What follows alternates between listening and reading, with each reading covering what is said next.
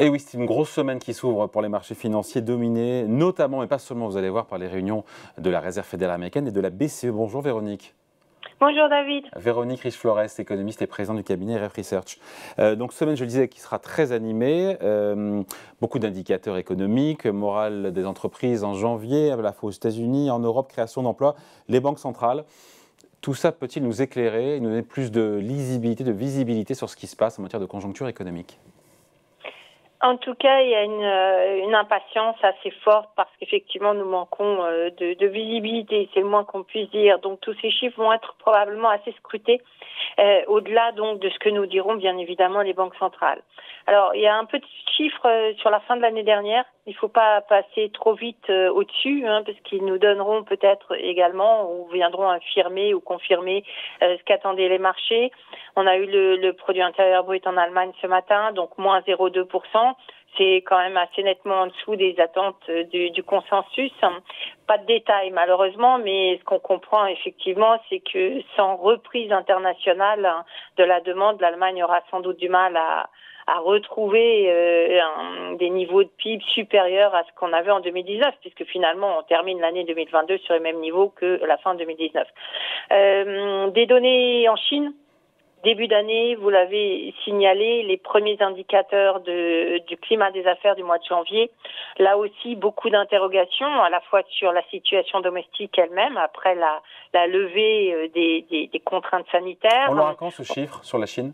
Mardi, alors c'est le PMI de la Confédération logistique domestique. Il y a plusieurs PMI, comme vous le savez sans doute ceux qui nous suivent. Donc celui-là est important, il est très détaillé et c'est le premier qui va être publié.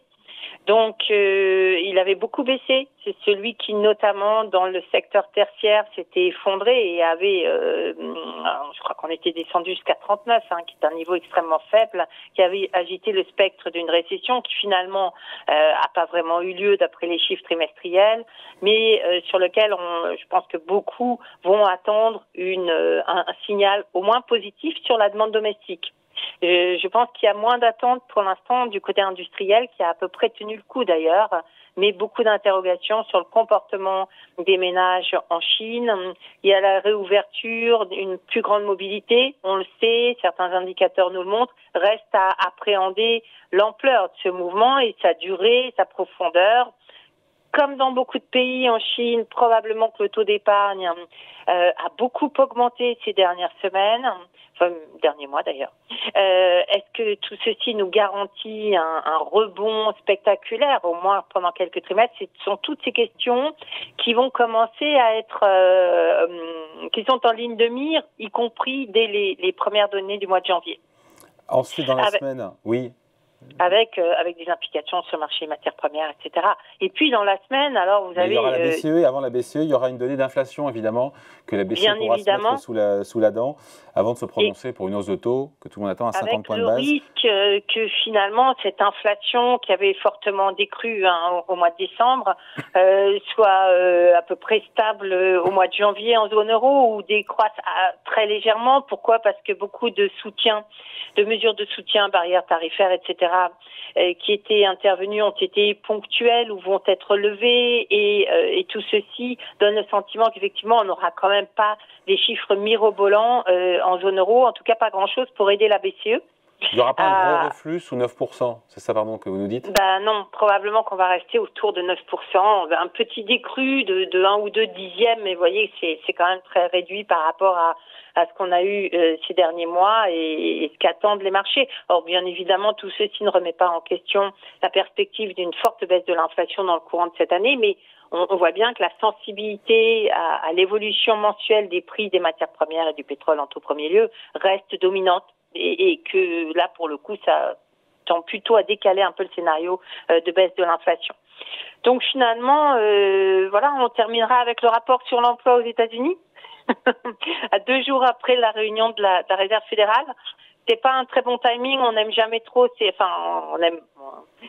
toujours, ça complexifie toujours la lecture parce qu'on va avoir un message de la Fed bien évidemment mercredi, et puis 2 jours après peut-être un rapport sur l'emploi qui pourrait très rapidement la mettre en porte-à-faux.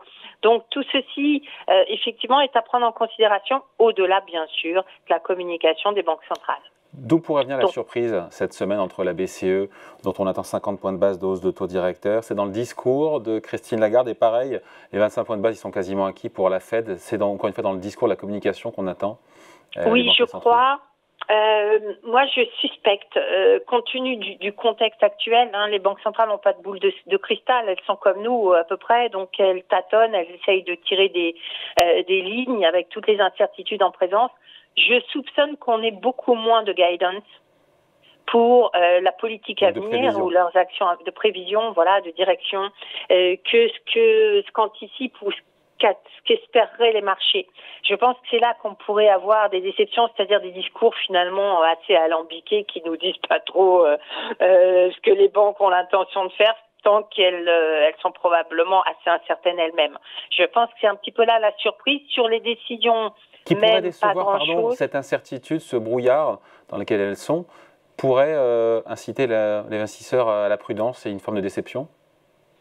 C'est pas impossible, c'est pas impossible parce que je pense que tout le monde est quand même face à un environnement où le brouillard est épais et espère finalement que les politiques monétaires ou l'assouplissement, le ralentissement des hausses de taux dégage un peu les perspectives. Donc, si on n'a pas grand-chose de très clair, effectivement, ça peut freiner l'enthousiasme. Ce qu'on voit un petit peu ces derniers jours, d'ailleurs, c'est en tout cas en Europe, où les marchés ont beaucoup monté, où les taux ont considérablement baissé. Je pense que là, pour aller plus loin, clairement, il va falloir avoir des validations et des coups de tampon qu'on n'aura probablement pas.